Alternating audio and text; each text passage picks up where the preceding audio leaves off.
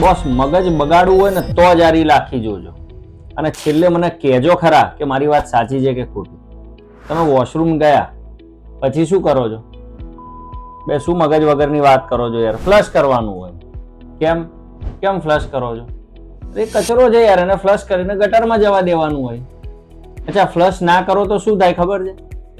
ખરાબ સ્મેલ આવશે બાથરૂમમાં, કચરો કે ગંદકી દેખાશે, ખરાબ લાગશે ને યાર.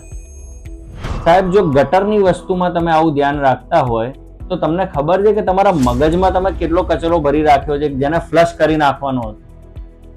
શાંતિથી વિચારો.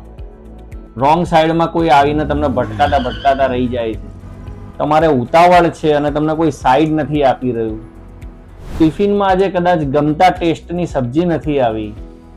તમારા ક્લાયન્ટે તમારા ધાર્યા પ્રમાણે પેમેન્ટ ના આપ્યું. તમારા બોસે તમારી ઈચ્છા પ્રમાણે રજા ના આપી. કેટલો બધો મગજમાં તમે બગાડ ભરી રાખો છો યાર.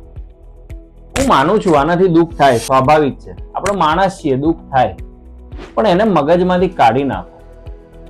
ખાલી વિચારો, આ બધું મગજમાં ભરી રાખવાથી કંટાળો જે આવશે, જે કંટાળો ઉત્પન્ન થશે, એનાથી નુકસાન કોને છે? આખી દુનિયામાં તમારા સિવાય કોઈને નુકસાન નથી બોસ.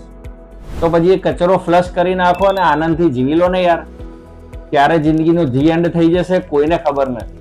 તો એવું શું કામ કરો છો કે આપણને પોતાને દુઃખ થાય? બાપા સીતારામ.